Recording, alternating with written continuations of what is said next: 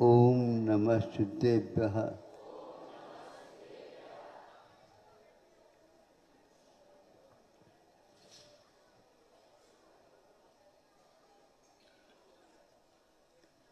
आचार्य गुरुवर श्री कुंद कुंद भगवान की, आचार्य गुरुवर श्री ज्ञान सागर मुनि महाराज की, जलो परम पूज्य संत शरण्य आचार्य भगवान विद्यासागर जी महामणि राज्य की, समस्त आचार्य संघ की। हाँ सुनो सुनो,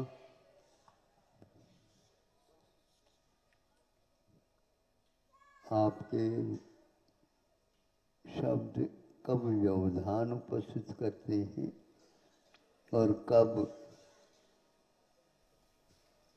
सम्मान के प्रतीक बनते हैं, ये आप लोगों को ध्यान में रखना चाहिए।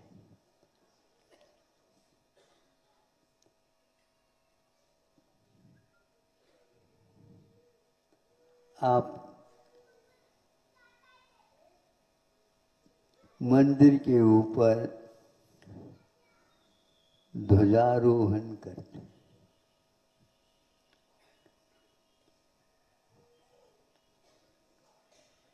उस ध्वजा को क्यों उसका आरोहण होता है यह भी ज्ञात है। वह ध्वजा हम ध्वजा पहराएंगे, न आप पहराएंगे न ही आपके कोई बंधु वो पहना सकते, कोई भी नहीं कर सकता। आपके मन की बात मन में रह जाएगी और वह कब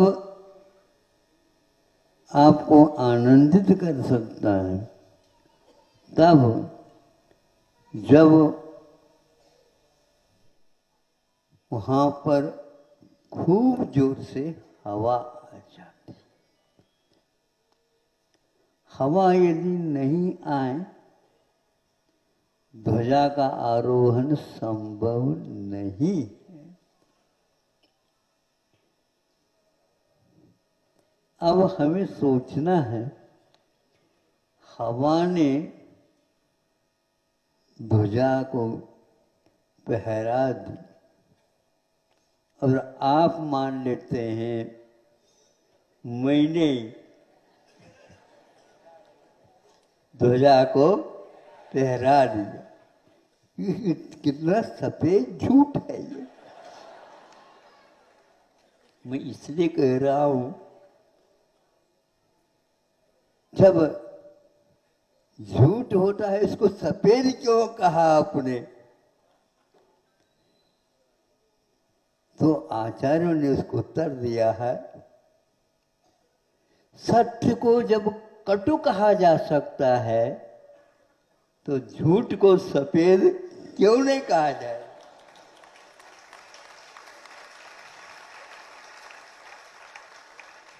मैं बोल रहा हूं, मैं आपको बताना चाहता हूं, यह कटु सत्य न ही आप कटुता का स्वागत करते हैं और न ही झूठ, उस झूठ को सफेद कहते आप कुछ उत्तर दे सकते हैं।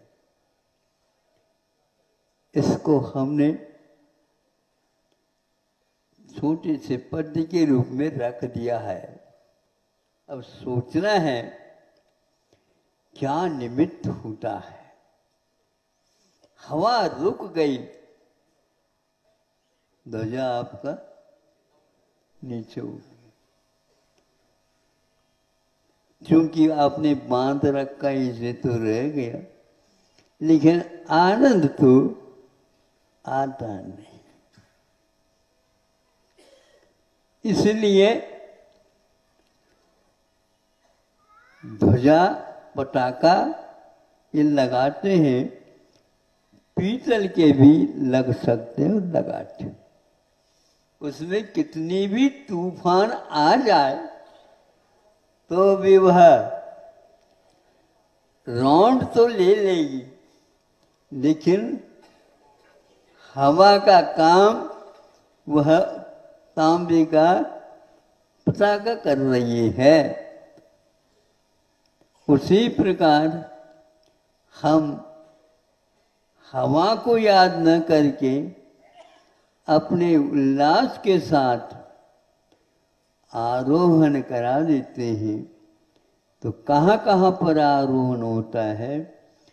ध्यानारोहण भी होता है। ध्यान के समय पर हम अपने आप के आत्म तत्व को अथवा ज्ञान के माध्यम से अपने को ऊपर उठाना चाहें, उठा सकते हैं, और इसका आनंद आपको ही होता है, दूसरे को नहीं होता। कल्पना में भले ही हो, लेकिन वहाँ एक प्रकार से कल्पना न रह करके एक दिन वो साकार हो जाता है। आप लोगों को ऐसे स्वप्न की प्रतीक्षा करना चाहिए। हे प्रभु, आपने जैसे इस काम को किया है, वैसा मैं भी चाहता हूँ कि आप जैसे मैं भी अपने इस जीवन के शिखर पर ध्वजारोहण कर सको।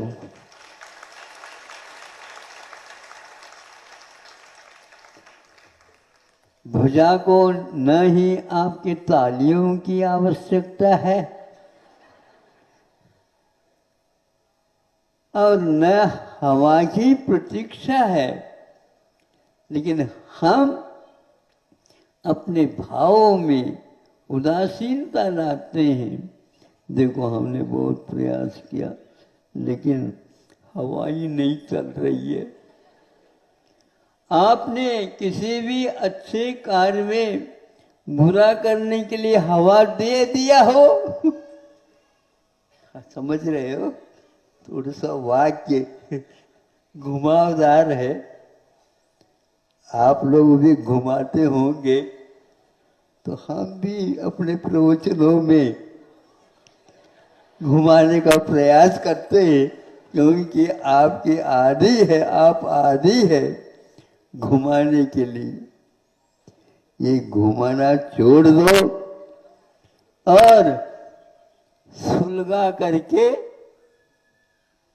हवा और देते जाओ, ये ठीक नहीं है।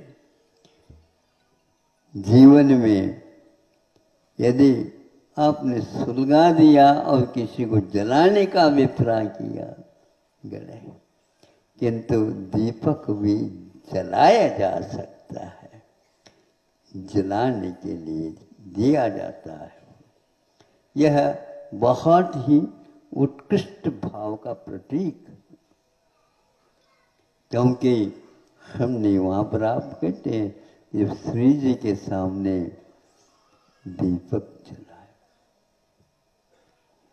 अपने अंधेरी कोठरी में आप अपने कम से कम मन के उज्जवल मन के दीपक जला सकते हैं और उसको हमेशा हमेशा अच्छे भावों के तेल अथवा घी डालते रहिए और प्रभु को उस प्रकाश में अपने आप को देखते हुए धन्य धन्य कर सकते हैं। यह कल्पना नहीं, किंतु ये धारणाएं हैं। इन धारणाओं का महत्व बहुत है, बहुत है। वैसे तो प्रतिदिन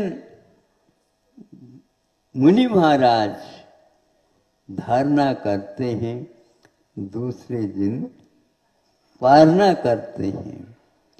इसमें भी आचार्य अखिलंग देव ने कहा, यह भी एक भुक्ति का त्याग करके प्रतिदिन का संकल्प है उनका। आप अंतों के लिए उठ जाते हैं। मुनि महाराज अब कहते हैं हमारा त्याग है। उनको कभी भी ये मन में आता ही नहीं, शाम को भी उठ सकते हैं। सुबह मत उठो तो शाम को उठ जाओ। यदि ये धारणा पक्की होती है तो करोड़ों करोड़ों वर्ष तक भी वह इस व्रत को पालन करते रहते हैं। आप रात भी का त्याग कर देते हैं, अंतों को रख देते हैं, तो ये कहते हैं हम तो एक दिन में एक ही बार लेंगे। इसी त्याग के कारण आप 28 भी कर लो तो भी इनके इस त्याग का कोई हानि नहीं है, क्योंकि आप चूंकि रात का मात्र त्याग कर रहे हैं और ये शाम को भी त्याग कर देते हैं, और कल जब तक उठेंगे नहीं तब तक इसके बारे में विकथा भी करते नहीं हैं। इसका अर्थ ये हुआ वह 24 घंटा दीपक जल रहा है। किसकी जल रहा है? तो वह धारणा रूप दीपक है। ये आज ऐसा धारणा ले ली जो हम कल तक नहीं थे। अब आप सोचिए भाव में किस प्रकार उत्कर्ष होता रहता। किसी भी प्रकार से वो अपने इस गुण को, व्रत को दूषित तक भी नहीं करना चाहते। तो इस प्रकार आप अपनी धारणा शक्ति बढ़ाइए, और अपनी धारणा शक्ति बढ़ाइए तो बढ़ती चली जाती है। और यदि आप धारणा नहीं बनाओगे तो शाम को पुनः वह कमजोर होने से क्यों हमने त्याग कर दिया। सावक के तो अच्छे हैं, उनको भी पंचम गुण स्थान होता है, दोनों हाथों में लड्डू ले लो। ये समझे, ऐसे यदि भाव हो जाए तो ये कहेंगे महाराज हमारे लिए आप परेशानी पैदा कर रहे हैं। कैसे के वैसे परेशान? इसलिए कि आपकी पालना की हम प्रतीक्षा कर रहे हैं। है क्या नहीं ये भाव? बिल्कुल। फिर हमारा क्या होगा? तो इसलिए आचार्यों ने इनको कहा तुम्हारी एक धारणा ने एक भक्ति का त्याग किया तो हजारों हजारों व्यक्तियों के लिए पालना में, पालना करना ना पालना करना, इसमें जो लगन लगी है, ये भावना उनकी असंख्यात गुणी कर्म निर्जा के लिए कारण है। होलसेल दुकान है तो वह फुटकर दुकानों को भी प्रोत्साहित करता रहता है। आपकी होलसेल दुकान चलती रहे ताकि हमारी छोटी छोटी दुकान भी चलती जाए। इसलिए हम चाहते हैं आपकी भी छोटी छोटी दुकान खूब चले। नहीं समझे? खूब चले। उसके कारण हमारा होलसेल दुकान भी और ऊपर चले जाए। इस प्रकार एक पालना और एक धारणा का यह भाव आपके सामने रखा। कैसा लग रहा बताओ तो?